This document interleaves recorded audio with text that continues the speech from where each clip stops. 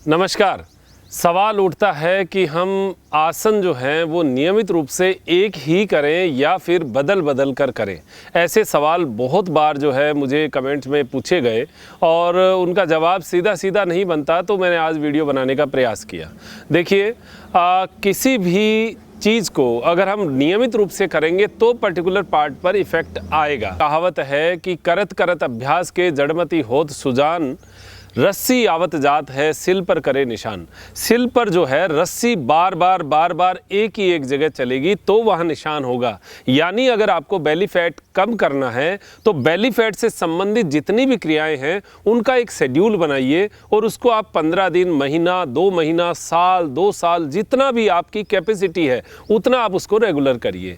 अगर कई लोग जिमिंग की बात करते हैं तो जिमिंग में भी अगर पुराने शेड्यूल की बात करें तो वही है जो बॉडी को हम जब बाइसेप्स बनाते हैं या ट्राइसेप बनाते हैं तो उस समय जो डंबल से जो एक्सरसाइज की जाती है तो पर्टिकुलर एक ही पार्ट पर चोट की जाती है, तब वो पार्ट जो है वो बढ़ता है। अगर योग में बात करें तो योग में देखिए सीधी बात है, अगर आप बेली फैट की बात करें या बैक फैट की बात करें या शोल्डर फैट की बात करें, किसी भी फैट की उसकी बात करेंगे तो फर्स्ट 1-2 आसन की जो फर्स्ट क्रियाएं, जैसे हम आपको कहते हैं कि 3 बार कम से कम करिए। 3 बार का मतलब क्या हो गया, वो पर्टिकुलर पार्ट जैसे पेट का है या थाइज का है या हिप्स का है, वो पार्ट पहले एक सेट में तो गर्म होता है, थोड़ा सा गर्म होता है, फिर सेकंड सेट में थोड़ा और गर्म होता है।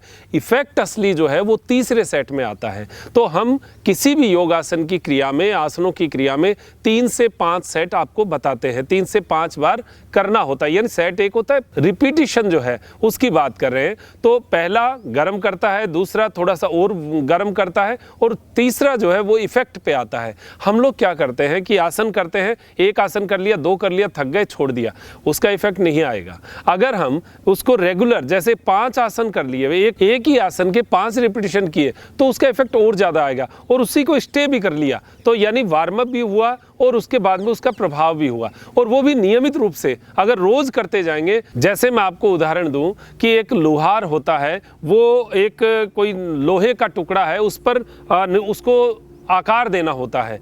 जैसे एक कुल्हाड़ी वो बना रहा है, अगर वो एक ही लोहे के टुकड़े पे एक ही एक जगह चोट नहीं मारेगा तो उसमें धार कैसे बनेगी। अगर वो उसने चोट यहाँ मार दी, यहाँ मार दी, यहाँ मार दी, यहाँ मार दी, वो आकार ही नहीं लेगा। अगर शरीर को आकार देना है तो चोट एक ही एक जगह मारनी पड़ेगी। उदाहरण, 2 उदाहरण के साथ मैंने आपको बात समझाई है। अगर योगासन करना है, अगर लाभ लेना है तो नियमित रूप से जैसे 5 आसनों का आपका सेट है, आप 5 आसनों के 5-5 सेट या 3-3 सेट करते हैं, वो 15 सेट नियमित रूप से होंगे। अगर आपको अदर कोई पार्ट को जोड़ना है तो उसमें आप एक प्लस कर दीजिए। अगर आपने बेली फैट का शुरू किया और उसमें आपको चेस्ट के ऊपर भी इफेक्ट लेना है या हाथों के ऊपर ताकत का लेना है या आपको कमर से संबंधित कुछ एक्सरसाइज करनी है या आपको कमर से संबंधित कुछ योगा करना है या फिर पैर और घुटने का करना है, वो सब उसके प्लस करिए। आप कभी भी ऐसा नहीं कर सकते कि आज पहला आसन का एक सेट कर लिया, कल दूसरा कर लिया, परसों तीसरा कर लिया, परले रोज चौथा कर लिया, तो नहीं होगा। अगर आप धनुरासन कर रहे हैं तो नियमित धनुरासन कीजिए, फिर उसका एक टाइम के बाद उसकी एक अलग ही अनुभूति आपको महसूस होगी। योगासनों में नियमितता और निरंतरता, ये दोनों चीजें अगर होती हैं तो वो आपको लाभ देती है। फिर एक पहाड़ी का उदाहरण आपको देता हूं कि हम पहाड़ी पर 10 फीट चढ़े और फिर 10 फीट वापस नीचे उतर गए, फिर दूसरी पहाड़ी पे चढ़े, फिर 10 फीट चढ़े, 10 फीट नीचे उतर गए, फिर तीसरी पे चढ़े, तो बताइए हम क्या डेस्टिनेशन पे पहुंचेंगे? हम उस पहाड़ी के शिखर पे जाएंगे? नहीं जाएंगे। हमें क्या करना पड़ेगा? 10 कदम चढ़े, भले ही आज चढ़े, कल 10 कदम और चढ़े, परसों 10 कदम और चढ़े, ऐसे चढ़ते चढ़ते हम ऊपर तक पहुंच जाएंगे, यानी शिखर तक पहुंच जाएंगे। और उसका एक उदाहरण और कि उस शिखर पर पहुंचने का नज़ारा अलग अलग होगा। आपने जैसे 500 मीटर चढ़े, वहाँ से जो नज़ारा होगा वो एक अलग होगा, डिफरेंट होगा, वो अनुभव आपका ही होगा। आप जब चढ़ेंगे आपको पता चलेगा। फिर उसके बाद में 500 मीटर और चढ़े और फिर ऊपर गए तो वहाँ से आपको नज़ारा और अलग होगा और डिफरेंट होगा। मेरे जैसा कोई नीचे से नहीं चढ़ने वाला व्यक्ति ये नहीं कह सकता कि 1 किलोमीटर चढ़ के ये नज़ारा आपको देखने को मिलेगा। जब मैं उस पर चढ़ूँगा तभी मैं आपको वो उदाहरण दे सकता हूं कि वहां से ऐसा ऐसा नज़ारा दिखता है। तो आप लोग अगर योगासन करेंगे, किसी आसन को आप नियमित रूप से सिद्ध करते हैं, तो फिर पता चलता है कि इस आसन की पराकाष्ठा क्या है, इसका लाभ क्या है। और हर व्यक्ति में हो सकता है कि उस आसन का लाभ अलग अलग हो। तो आप ये कतई ना करें कि आज एक आसन कर लिया, कल दूसरा आसन, परसों तीसरा आसन। ये बिल्कुल भी योग के अंदर तो मुझे नहीं लगता, मेरा जैसा मानना है, इसका कोई लाभ नहीं मिलने वाला। इसको कंसंट्रेशन नहीं कहते। योग में एकाग्रता एक बहुत बड़ा शब्द है, और एकाग्रता जब आती है, जब एक ही कार्य को नियमित रूप से रोज किया जाए, तो आप रोज एक कदम आगे बढ़ेंगे। यही बात ध्यान में भी लागू होती है। आज आपने ध्यान शुरू किया तो आप एक दिशा में बढ़ते जाएंगे, तभी आपको मंजिल मिलेगी। आप यही बात आप अपने सफर पर भी लगा सकते हैं कि आपको एक दूसरे शहर जाना है। हम यहाँ की बात करें, यहाँ से मुझे दिल्ली जाना है, मैंने रास्ता जयपुर का पकड़ लिया, कभी रास्ता कोलकाता का पकड़ लिया, कभी अहमदाबाद का पकड़ लिया, तो मैं दिल्ली कभी नहीं पहुंचूंगा जिंदगी में भी।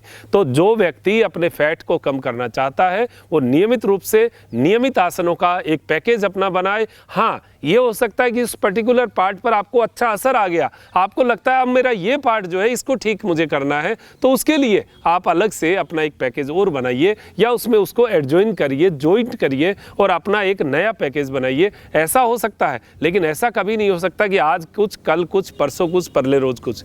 ऐसा नहीं हो सकता। तो योग में अगर आपको इफेक्ट लेना है तो आसन को नियमित रूप से अपने शेड्यूल में बनाइए, नियमित रूप से उसको करिए। बोरियत का शब्द कहीं योग में है नहीं। आज का अनुभव, कल नया अनुभव, परसों तीसरा अनुभव, आपको नए नए अनुभव आएंगे और आनंद आएगा। मूल बात है, आनंद के साथ योग की अनुभूति होगी, उसका मजा ही कुछ और है। तो आप नियमित रूप से योग करिएगा। मैं आपको उस आनंद की अनुभूति नहीं बता सकता, क्योंकि वो मेरा आनंद है। आप जब करेंगे तो आपका नया आनंद होगा, आप मुझे वो अनुभूति बताएंगे तो मेरे पास एक नया अनुभव आएगा। तो ये ऐसे ही जुड़ता रहता है, और योग का नाम इसीलिए है जोड़ना। हम एक दूसरे को जोड़ते जाएं और एक मजबूत कुंजी, एक मजबूत समूह जो है वो हमारे देश का, हमारे राष्ट्र का, हमारे विश्व का बने। हम एक दूसरे की सहायता करें और योग के जरिए एक दूसरे के स्वास्थ्य का ध्यान रखें। ऐसी अपेक्षा करते हुए मैं डॉक्टर मनोज योगाचार्य त्रिनेत्र टीवी के लिए त्रिनेत्र योग धाम से लेता हूं इजाजत। नमस्कार।